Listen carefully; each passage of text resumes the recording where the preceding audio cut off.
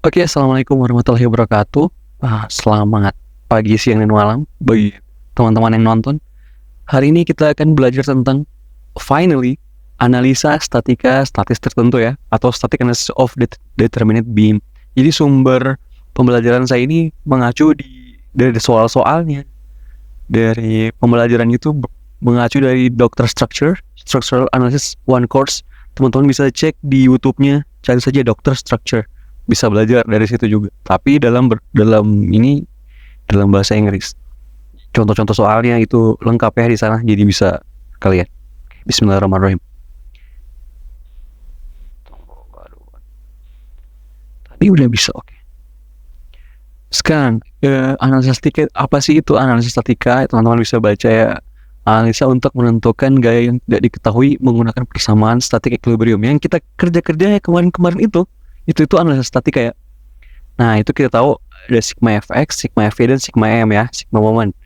Nah, apa sih statis tertentu? Itu sistem yang dapat diselesaikan dengan 3 persamaan equilibrium di atas. Jadi kalau tidak bisa diselesaikan oleh persamaan 3 equilibrium di atas, maka dia bukan statis tertentu, melainkan statis tertentu. Nah, contohnya simple beam ya. Ini statis tertentu, statically determinate. Nah, ini bukan statis tertentu. Tahu statis tertentu, statically determinate. Kenapa Bang Bayi bisa seperti itu?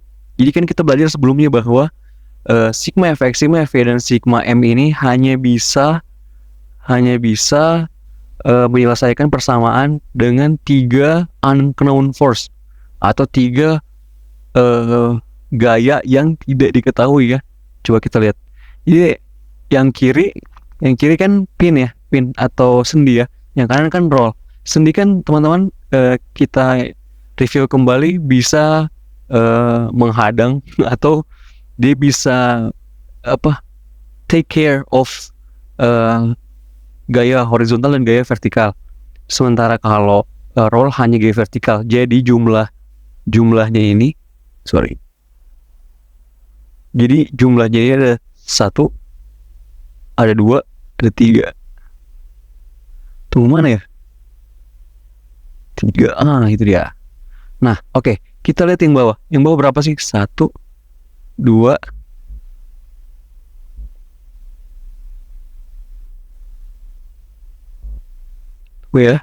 3, dan 4 ya. Ada 4 pokoknya di bawah itu ya. Ada 4. Jadi untuk ini maksimalnya itu adalah 3 unknown force. Oke. Nah, dengan kata lain, persamaan equilibrium hanya dapat menyelesaikan maksimal 3 reaksi yang tidak diketahui. Seperti bilang tadi, jadi itu statis tertentu itu kurang sama dengan 3 reaksi tidak diketahui, sedangkan statis tertentu itu lebih 4 ya, bisa kita lihat. Nah, statika adalah ilmu yang berfokus pada statis tertentu. Jadi kita hanya akan membahas tentang statis tertentu. Statis tak tentu kita akan bahas di kesempatan lain ya. Jadi ini contoh bulb statis tertentu itu ini ya, simple beam, cantilever beam, sama internal hinge. Nah, sekarang ini ada plot twist sedikit. Ini ada 4 nih. Ini kan 1, terus sini 2, terus 3, dan ada momen. Nah, kenapa ini termasuk statis tertentu? Kenapa coba? Ya, kenapa masuk statis tertentu? Kalau yang di atas kan kayak simple beam dan cantilever kan ini ya, bisa karena dia tidak melebihi 3. Tapi ini ada 4 reaksi. Nanti kita akan membahas tentang ini ya, kita akan membahas tentang internal hinge atau engsel. Kita akan membahas tentang engsel nanti. Kita lanjut. Nah, contoh-contoh struktur statis tertentu ini seperti ini. Jadi teman-teman kalau mau hitung tangga, hitung billboard yang satu ya, yang satu ujung tuh sistem crane, terus sistem truss, atau sistem jembatan. Terus ada juga yang masih pakai sendi dan roll. Habis itu halte, ada juga ini portal. Nah, teman-teman masih bisa menggunakan perhitungan statistik tertentu. Jadi cara hitungannya pakai hitungan statistik tertentu, jangan pakai tak tentu ya. Oke, kita lanjut. Nah, untuk mendesak balok tertentu secara menyeluruh, kita harus melalui fase-fase di bawah. Nah, jadi teman-teman itu kita harus menghitung reaksi tumpuan atau support reaction, terus itu menghitung gaya dalam internal force. Nah, dua ini akan kita bahas di mata kuliah statika ya. Terus itu habis itu kita menghitungkan tegangan dan tegangannya, lalu kita menghitung defleksi dan putaran sudut. Nah, ini kita akan bahas di mata kuliah selanjutnya atau kesempatan selanjutnya di mekanika bahan. Oke, kita langsung ke contoh ya. Contoh 1. Jadi kalau anak teknik tuh tidak bisa kalau tidak ada contoh ya. Pasti dia mengerti. Kita langsung ke contoh aja. Tentukan reaksi tumpuan support traction sistem balok berikut. Oke, jadi ada orang lagi nongkrong di atas sebuah balok semi cantilever ya. Ada pin, ada ini ya. Pertama, apa yang kita harus lakukan sesuai pelajaran kita sebelumnya, kita harus identifikasi dulu free body diagram. Free body diagram bagaimana caranya Bang Bay? Ya, begini ya. Jadi ada gaya AX, AY, BY dan 1KN. Jadi begini. Dulu saya kuliah itu ada yang bilang BY ini disebutnya RBV. Ada juga AY ini RAV. Jadi sama aja. Kalau AX ini RAH. Nah, ada yang bilang begitu toh. Nah, tapi kalau saya pakai AX saja. RAV itu maksudnya apa? Reaksi di A vertikal, reaksi di A horizontal. RBV itu apa? Reaksi di B vertikal. Tapi kalau saya pakai BY, AY, AX supaya lebih ini ya. Tergantung teman-teman stylenya apa. Ada juga gaya 1 kN. Lanjut. Kita hitung sigma effects seperti biasa. Karena tidak ada gaya lagi di X, jadi AX-nya sama dengan 0. Sigma FV-nya itu AY plus BY kurang 1. Teman-teman pasti sudah tahu. Semua gaya yang semua gaya yang ada, semua gaya vertikal yang ada di sumbu Y itu dijumlahkan. AY plus BY, ingat teman-teman, saya ingatkan lagi, atas, kanan, dan putaran searah jarum jam itu positif ya. Ini untuk saya. Kalau teman-teman mau sebaliknya juga nggak apa-apa. Yang penting konsisten. Teman-teman mau ke kiri positif, ke bawah positif, dan berbalik arah searah jam itu positif juga boleh. Yang penting teman-teman konsisten menggunakan itu ya. Jangan dibalik-balik. Jadi kalau pilih satu. Kalau saya itu atas kanan sama putaran itu positif.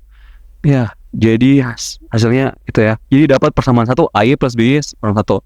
Sigma MB ya sama lah 4 AY. Kenapa teman-teman 4 AY? Karena gini, kita tinjau dari B ya. Kita tinjau dari titik B. Nah, AY itu jaraknya 4 meter kan dari B. Nah, sementara 1 kN jaraknya 2 meter dari B ya. Sudah gampang. AY-nya itu berapa? AY min setengah. Nah, berarti BY berapa Bang? Kita kasih masuk di persamaan kedua. Persamaan pertama itu yang di sigma V. Dapatnya BY-nya 3/2. Masukin aja. Nah, sekarang kita membuktikan apakah benar. Jadi kita harus punya banyak sudut pandang di dunia ini ya. Kalau ada banyak sudut pandang berarti kita bisa lebih statement yang kita lakukan atau hasil yang kita lakukan bisa direview oleh beberapa sudut pandang. Itu lebih bagus ya. Nah, sekarang kita tinjau dari sudut pandang A. Sudut pandang A gimana Bang Bay? Oke, itu. Jadi minus 4 BY. Kenapa minus 4 BY? Karena BY itu berlawanan arah jarum jam ya. Terus ditambah 1 kali 6. Kenapa 1 kali 6? Karena 1 itu kan arahnya ke bawah nih. Coba lihat. Tuh. Nih, ini kan arahnya ke bawah. Dia searah jarum jam dari titik A. Jadi kalau BY itu minus 6/4. Betul nih, berarti BY 3/2. Berarti dia mengkonfirmasi bahwa BY yang di sigma MB benar. Berarti benar. Oke, berarti hitungannya benar ya. Sampai sini saja. Lanjut. Berarti, waduh, kita hapus dulu berarti ini. Kita hapus. Tunggu ya. Saya betul-betul pengen supaya ini jadinya seperti ini ya teman-teman. Nah, aslinya begini. Jadi A itu ternyata negatif ininya tumpuannya. Saya pengen ini videonya di bawah 15 menit. Jadi kita harus cepat-cepat nih. Kita harus cepat-cepat. Kita ke pena kembali. Lanjut. Sekarang ini contoh 2, sorry kurang ini ya. Nah, ini ada tumpukan semen dengan berat 0,5 kN per meter. Jadi kita akan berkenalan dengan distributed load ya, atau beban merata disebutnya. Tumpukan semen tertumpuk seperti sistem berikut. Tentukan tumpukan support section yang sistem. Jadi ada 2. Kita kan dari kemarin belajar tentang point load ya. Jadi ada beban yang hanya satu, point load. Ini namanya point load. Nah, ini sekarang saya kenalkan dengan beban distribusi atau distributed load. Jadi caranya tuh easy, super easy. Nah, pertama kita gambar. Jadi bentuknya kayak begini. 0,5 kN per meter itu akan berbentuk kotak ya, seperti di atas. Nah, bagaimana cara mengerjakannya, Bang Bay? Yang beban. Cara menyelesaikannya adalah kita ubah dia menjadi beban titik. Caranya gimana? Oke. Nah, ini kan distributed load. Nah, 0,5 kN meter ini kita sebutnya Q aja. Nanti teman-teman bisa lihat ada beban Q namanya. Nah, terus kita ubah dia menjadi beban point. Caranya bagaimana? Caranya adalah kita tentukan titik beratnya. Titik berat kotak itu di mana sih? Titik berat kotak, teman-teman googling aja. Titik berat kotak pasti di tengah. Sorry, ini tidak tengah ya, tapi intinya titik berat kotak itu pasti di tengah. Nah, jadi jaraknya itu berapa, Bang Bay? Kan ini totalnya 6 meter. Berarti di tengah itu berapa? Ya 3 meter, bro. Nah, jadi jaraknya itu 3 meter. Terus kita harus menghitung Q besar. Q besar tuh Q besar. Ini Q besar ya. Q besar itu apa, Bang Bay? Jadi Q besar itu adalah luasan. Jadi Q ini adalah tinggi ya. Q ini adalah tinggi. Jadi tingginya ini 0,53, ini tingginya ini adalah besar gaya. Seperti kita bahas waktu dulu di pertemuan paling awal, bahwa gaya itu kan ditentukan dari badan gayanya. Jadi badan panahnya. Ya, tingginya itu kan sesuai gayanya 0,5 kN per meter. Nah, itu tingginya. Tingginya bukan tinggi secara harfiah meter, tapi tinggi besar gayanya itu dari itu. Jadi 0,5 dikali 6 meter. Jadi panjang kali lebar. Jadi sesuai luasannya. Jadi berapa? Sama dengan 3 km. Jadi Q-nya itu kan 0,5 kN per meter. Q besarnya adalah 6 dikali 0,5. Jadi 3 km. Itu asal luasannya. Q sama dengan luasan. Ingat jaraknya apa? Titik beratnya. Oke, lanjut. Kita dapat, misalnya kita hitung ya. Kita tentukan free body diagramnya jadi seperti ini. Jadi dia jadi point load. Kita kerjakan, dapat hasilnya seperti biasa. Teman-teman bisa ini sendiri lah. Oke, seperti cara yang tadi. Karena soalnya sama aja, cuma diganti bebannya. Jadi B sama 9/4 kita buktikan di sigma MA, ternyata sama B-nya. Nah, jadi sama ya. Tapi ada yang berbeda nih. Ternyata di sini positif. Ini positif, dua-duanya positif ya, karena bebannya di tengah sini. Tadi kan bebannya di sini. Jadi masuk akal ya.